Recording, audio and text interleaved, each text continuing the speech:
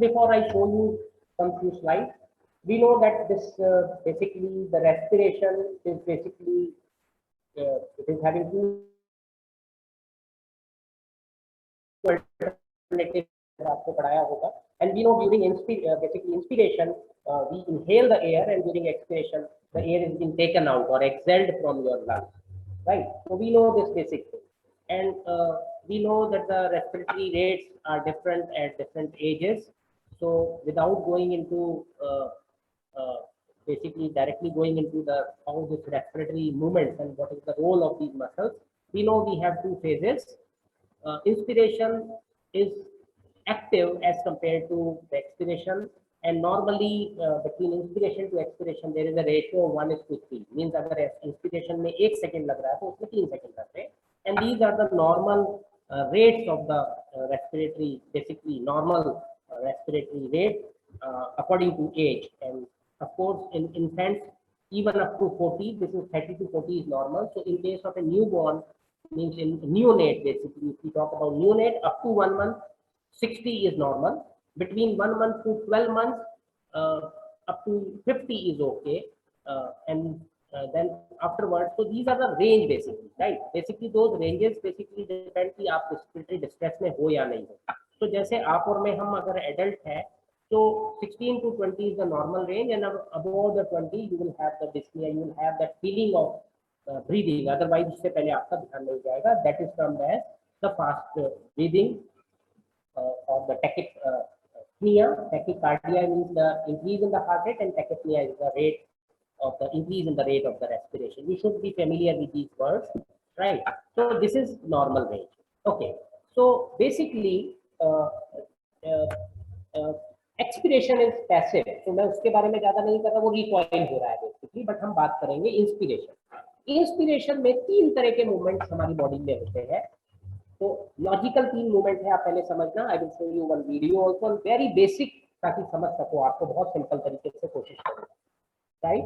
So during inspiration, what is happening? There is an increase in the volume of thoracic cavity. Thoracic cavity का अंदर एक intrathoracic negative pressure create होता है, इसीलिए हम पूरे के पूरे एयर कॉलम को थ्रू आवर रेस्पिरेटरी ट्रैक्ट ऊपर से नीचे तक इंस्पिरेशन के लिए हम खींच लेते हैं, right? There is a sucking of air because वहां पे volume of thoracic cavity expand हो रहा है, तो उसकी वजह से नेगेटिव इंट्राथोरेसिक प्रेशर बनता है और हम इंस्पिरेशन में ये. अब ये किस किस तरीके से वॉल्यूम इंक्रीज हो सकता है? तो एक है कि हमारा थोरेसिक कैविटी जो ट्रंकेटेड है, आपने देखा ऊपर इनलेट छोटा है, नीचे डायफ्राम बड़ा है, ऊपर सेप्शल मेम्ब्रेन है गले की तरफ, और नीचे हमारा थोरेको एब्डोमिनल डायफ्राम है. तो ऊपर से नीचे पहले तो आप थोरेसिक शेप अगर आप देखते हो तो हमें शेप बनता है. तो ऊपर और नीचे हमारे पास एक एक अच्छे खासे डायफ्राम है, अलग अलग तरीके, एक between thoracic and abdominal cavity, और एक हमारा ऊपर की तरफ सेप्शल मेम्ब्रेन वाला था, राइट? इनलेट की तरफ, राइट? सो एक तो तरीका है कि हम वर्टिकल डायमीटर बढ़ा दें. वर्टिकल डायमीटर का मतलब हुआ ऊपर से नीचे की तरफ डायमीटर बढ़ जाए तो अंदर की तरफ वॉल्यूम बढ़ जाएगा. तो ये कौन करता है? This is the most important part of the respiration which you need to understand.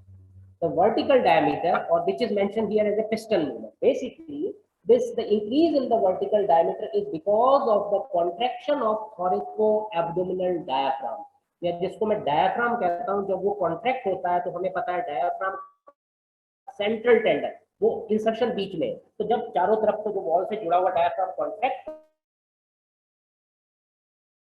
करेगा, दिस डायफ्राम, जब मैं डायफ्राम बोल रहा हूँ थोरेको एब्डोमिनल डायफ्राम को मैं बोल रहा हूँ, वो कॉन्ट्रैक्ट करता है तो सेंट्रल टेंडन उसका नीचे की तरफ डिप्रेस होता है.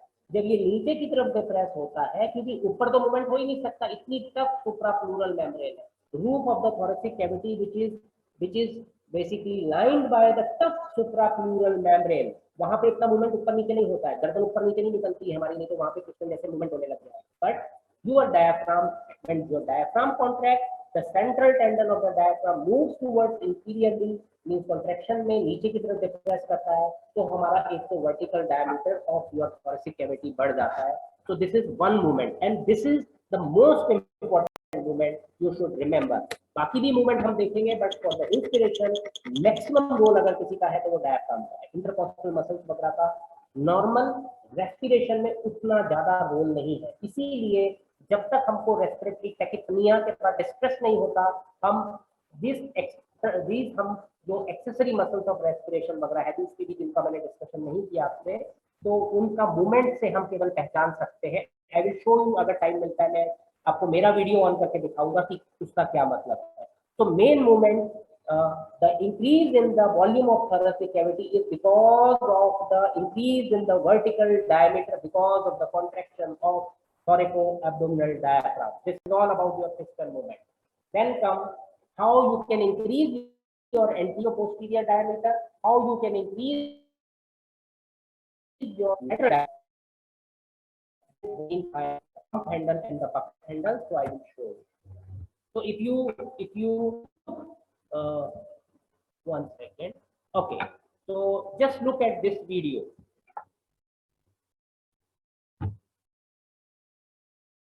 This is the representative video. Look at the video. देखो किस तरह से बढ़ रहा है। एक चीज है, रिब्स साइड में ऊपर की तरफ आ रही है, ठीक है, और स्टर्नम भी ऊपर और आगे की तरफ जा रहा है। वर्टिकल कॉलम पे वो कहीं मूव नहीं कर रहे। आप देखिए स्टर्नम ऊपर और की तरफ जा रहा है, साइड में आपका बाहर की तरफ और ऊपर की तरफ जा रहा है, वो आपका बेसिकली एंटीरियर पोस्टीरियर डायमीटर बढ़ा रहा था। ये आपका स्टर्नम बाहर और ऊपर की तरफ जा रहा है, which basically increases your anterior posterior diameter. तो ये किस वजह से होता है? तो this is because of the lever function of your rib. You can see ये पोस्टीरियर एंड है रिब का, ये एंटीरियर एंड है रिब का, ये बीच में बॉडी है रिब की, ठीक है। पोस्टीरियर और एंटीरियर एंड के मुकाबले बॉडी बीच में नीचे की तरफ है। तो अगर हम यहाँ देखते हैं, so what is basically happening? What is happening? The AP diameter is basically increasing when the sternum moves forward and upward, because each rib will be acting as a fulcrum. Basically, it will be as a lever, and उसका जो होता है, the anterior end of the ribs are as compared to posterior end, they are basically lying means they are inferiorly or placed lower, मतलब नीचे present है। तो जब भी हम एक लीवर का मूवमेंट होगा, तो what is happening basically in case when each rib acts as a lever and the fulcrum of which lies roughly at the tubercle of the rib. So what is will happen? एक liver है जिसका fulcrum जो है towards the lower side, पीछे की side में है, एक लंबी लाइन है, एक लीवर है, ठीक है, और उसका जो फल्क्रम है towards the tubercle of the rib है। तो जब हम थोड़ा सा भी मूवमेंट इस लोअर एंड की posterior end of the rib की तरफ करेंगे, तो correspondingly anterior end of the rib जो कि स्टर्नम तक जा रहा है, आप यहाँ देख रहे हैं थ्रू पोस्टीरियर कार्टिलेज, यहाँ पे बहुत बड़ा मूवमेंट हो जाएगा, just like this pump handle. तो अगर मैं यहाँ पे हल्का सा मूवमेंट करूंगा, यहाँ पे एक हल्का सा मूवमेंट, यहाँ पे ये मेरा फल्क्रम बन गया, तो यहाँ मूवमेंट बहुत ज्यादा हो जाएगा, right. So this is what is happening in case of pump handle movement, because the anterior ends are at lower level as compared to posterior end. So because of this movement, the anterior end will be moving upward, and which will be pushing the sternum upward and forward. Hence, it will be increasing the anterior posterior diameter, just like this. So this is basically a kind of the pump handle in which basically what is happening, the anterior end of the rib approach through this total cartilage, ये movement बहुत ज्यादा होता है। यहाँ हल्का हुआ, लेकिन liver की वजह से, फल्क्रम एक्शन, लीवर एक्शन की वजह से यहाँ पे मूवमेंट ज्यादा हुआ, और उसकी वजह से आपका जो एंटीरियर पोस्टीरियर डायमीटर बेसिकली बढ़ता है। अब यहाँ पे वही रिब्स मेन काम करेगी, हेल्प करेगी, जो पीछे वर्टिब्रा से आपकी स्टर्नम तक आ रही होगी। तो वो कौन सी रिब्स होती है, जो मैडम ने आपको सुबह क्लासिफिकेशन कराया होगा, mainly because of the presence of the vert, हम कहते हैं पहली 6 रिब्स जो कि वर्टिब्रोस्टर्नल है, यानी पीछे की तरफ वर्टिब्रल कॉलम से जुड़ी हुई है, और भले ही हमारे कार्टिलेजेस के through, but up to sternum तक जा रही है। And because of this anatomical positioning of these ribs, basically you can very well appreciate this kind of movement, and the main muscle which is responsible, already हमने बोला था, external intercostal with the help of contralateral internal intercostal, right? So basically the ribs which are responsible for this kind of movement, which is basically pump handle movement kind of movement are the ribs which is extending from vertebra till your sternum. So those are vertebrosternal ribs or first fifth ribs in general you say. So this is what is happening in case of pump handle. Now if you look at this, ये bucket handle नाम सिर्फ समझाने के लिए, अगर आप ये ribs को देखते देखिए, आपने अगर रिब्स को देखा है तो क्या दिख रहा है, एक बकेट का हैंडल दिख रहा है। नॉर्मल कंडीशन में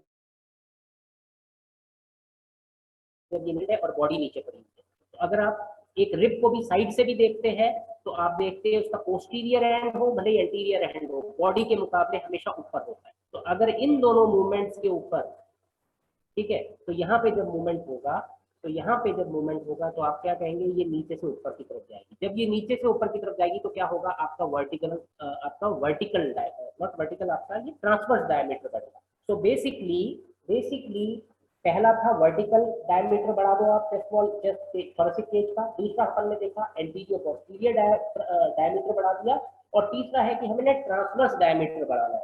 तो ट्रांसवर्स डायमीटर बढ़ाने में वो वाली रिब्स मेनली काम करेगी, वो वाली रिब्स बेसिकली काम करेगी जो इस तरह से ज्यादा ऑब्लिकली प्लेस है। और हमें पता है, और हमें ये पता है कि वर्टिब्रोकॉन्ड्रल रिब्स, वर्टिब्रोकॉन्ड्रल कौन सी होती है, सातवीं के बाद वाली, सातवीं आठवीं नौवीं, अगर आप देखते हैं तो उनकी ऑब्लिक, जैसे हम देखते हैं ऊपर से नीचे जा रहे हैं तो मोर ऑब्लिक होती जा रही है, और दूसरी वाली फिर तीसरी चौथी छठी तक तो डायरेक्ट स्टर्नम तक जा रही थी, उसके बाद वाली सेवंथ के कार्टिलेज से, फिर उसके नीचे 8th से 9th और 10th, इस तरह से जो पोस्टर मार्जिन बनता है। तो basically the ribs which are basically vertebrochondral in nature, they are responsible for this kind of, जैसे अपन देखते हैं बकेट का हैंडल का मूवमेंट हुआ तो इसलिए इसको हम बकेट हैंडल मूवमेंट कहते हैं।